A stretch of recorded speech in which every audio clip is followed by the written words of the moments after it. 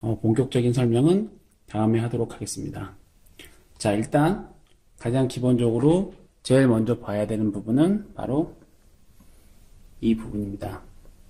다른 미싱보다 컨트롤러가 좀 더 큰데 사실은 컨트롤러라기보다는 컴퓨터에 가까운 그런 모습을 가지고 있고 실제로도 컴퓨터와 비슷한 역할을 하는 메인 컨트롤러입니다. 그리고 테이블도 조금 특이하게 생겼는데 보시면은 이렇게 삼각형의 형태를 띠고 있습니다. 자, 이제 전원을 한번 넣어 보도록 하겠습니다.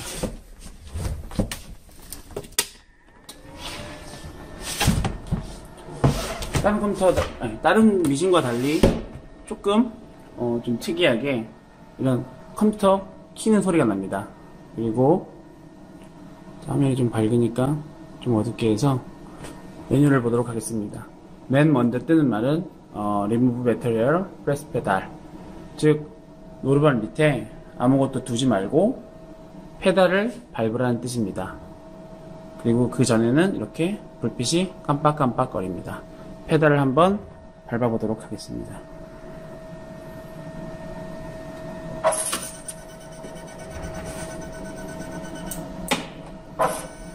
페달을 밟으면 자동으로 작업등이 켜지면서 그리고 기본적으로 노르발이 한번 올라갔다 내려옵니다. 그것은 기본적으로 노르발의 위치를 0점을 자기가 잡는 그런 기능을 하는 그런 동작을 수행합니다. 자, 그러면 맨 처음에 각 부위에 대한 설명을 간단하게 하도록 하겠습니다. 가장 특징적인 부분은 메트론 같은 경우에 우리가 흔히 알고는 있어야 하는 이 휠 자리에 손으로 돌릴 수 있는 휠 자체가 존재하지 않습니다. 그래서 기본적으로 이 휠의 역할을 여기 밑에 있는 요 조그 다이얼이 수행하게 됩니다. 조그 다이얼은 한번 손으로 돌려보면 바늘대가 위아래로 움직이는 걸 볼 수 있습니다. 일반적으로 조그 다이얼, 휠로 할 수 있는 그런 작업을 이 조그 다이얼로 정확하게 할 수 있으며 사실 아무리 두꺼운 소재도 거의 모터의 힘으로 작동하기 때문에 거의 큰 어려움 없이 뚫거나 하는데 지장이 없습니다. 그 다음에 여기에도 우리가 가장 익숙하게 보아온 뭔가 레버가 있어야 되는데 그게 없죠. 바로 역진 레버인데 이 역진 레버 역시 베트론에서는 스위치로 되어 있습니다. 여기 밑에 보면은 여기에 뭔가 툭 튀어나온 게 있는데 이거를 잡아당기면 이렇게 기본적으로 역진을 수행하는 역진 레버가 작동을 합니다. 그리고 또 우리가 가장 많이 이용하는 것 중에 하나가 바로 이 실의 장력을 조정하는 우리가 흔히 조시단이라고 부르는 그런 다이얼인데 나사죠. 나사 돌리는 그거 자체가 존재하지 않습니다. 손으로 어떻게 할 수가 없습니다. 그 다음으로 눈에 보이는 특이한 점은 바로 이 미씨를 감는 보빈 와인더가 내장되어 있는데 기존의 다른 미싱들 같은 경우에는 보빈 와인더가 페달 연동으로 움직이는데 이 보빈 와인더는 페달과 관계없이 그냥 단독으로 키면은 돌아가고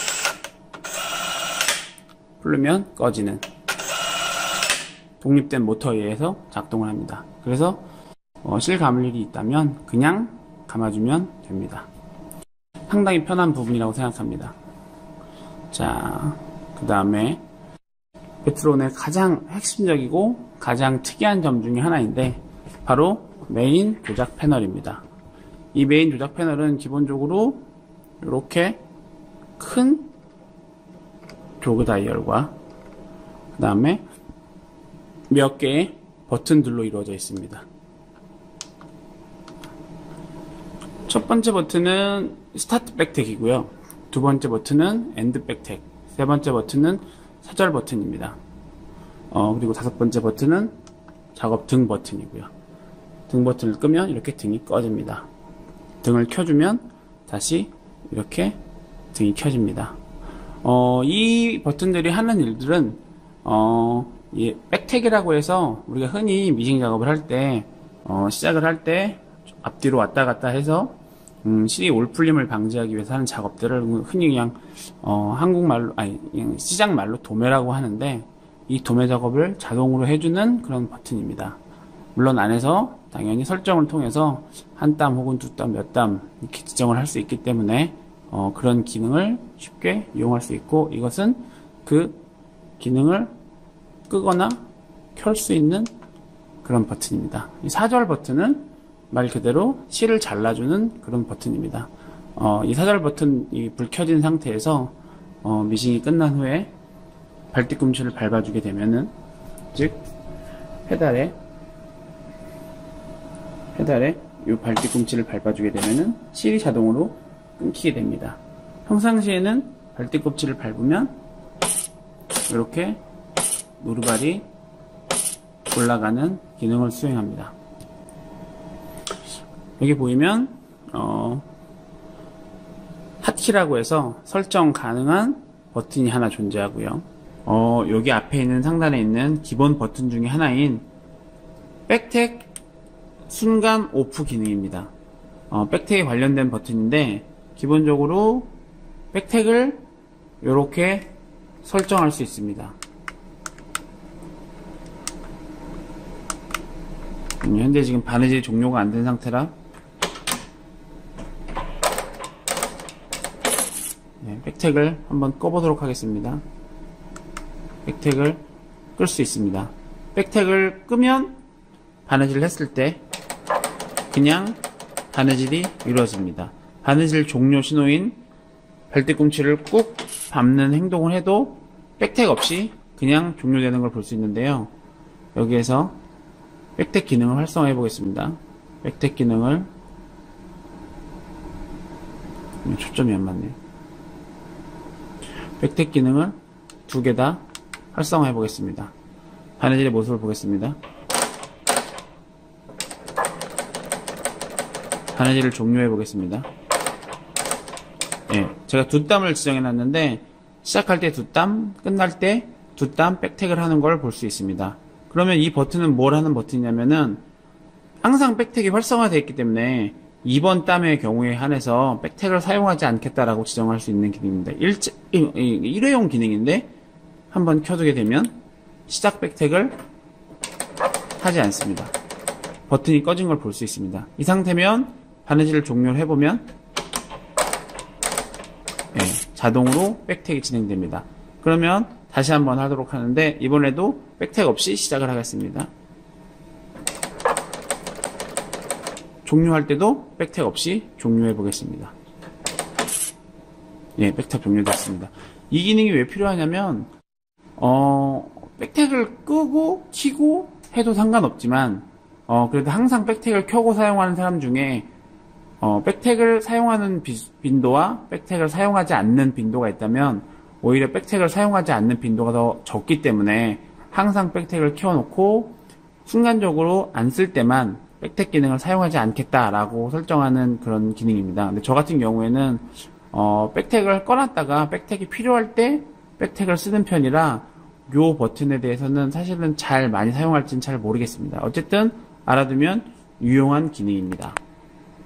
이 기능은 땀이 설정을 가능한데, 땀이 1번 땀 기능과 2번 땀 두 개의 땀을 왔다 갔다 하게 하는 그런 버튼입니다. 즉 땀을 두 가지 길이로 설정을 해놓고, 기본적으로 만약에 작은 땀, 넓은 땀을 설정해 놓고 작은 땀으로 가다가 넓은 땀이 필요할 때 저 버튼을 누르면 특별한 조작 없이 내가 지정한 땀으로 자동으로 변경이 됩니다. 그 다음에 다시 이 버튼을 꺼주게 되면 다시 1번 땀, 좁은 땀으로 돌아오는 그런 기능입니다.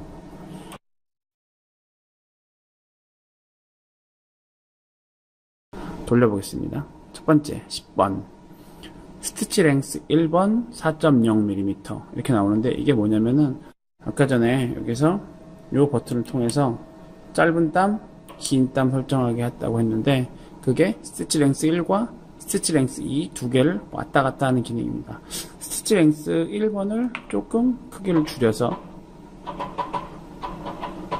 좁은 땀으로 설정을 하고 3mm로 하겠습니다. 스티치 랭스 2번을 조금 더 넓게 해서 한 6mm 정도로 해서 확확 차이가 나게 설정을 해 보겠습니다. 설정하는 방법은 그 메뉴에서 조거를 눌러서 조거를 좌우로 돌려 값을 변경하고 다시 한번 조거를 눌러주면 됩니다. 1번은 3mm, 2번은 6mm가 설정됐습니다. 자, 버튼을 다시 한번 눌러보면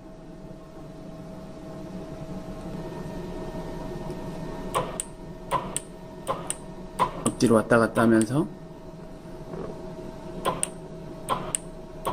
변경되는 걸 볼 수 있습니다. 미싱 작업 중에 눌러주면 편하게 1번 스티치와 2번 스티치 사이를 왔다 갔다 할 수 있습니다. 그리고 위에 X 버튼은 작동 금지 버튼입니다. X 버튼이 켜지면 페달이 기본적으로 작동을 하지 않습니다. 즉 뭔가 정비를 하거나 아니면은 뭔가 변경을 한다거나 뭔가 수선을 하는 경우에 미싱 자체를 건드리는 경우에 저 버튼을 눌러서 그 작업자의 안전을 도모하는 그런 버튼이라고 할 수 있습니다. 다시 누르면 이렇게 맨 처음 시작할 때처럼 잘 안 보이는데 Remove Material, Press, 페달이라고 나옵니다. 다시 페달을 밟아주면 0셋을 하고 사용할 수 있는 단계로 돌아오게 됩니다. 이 다음 기능은 2편에서 계속하도록 하겠습니다. 감사합니다.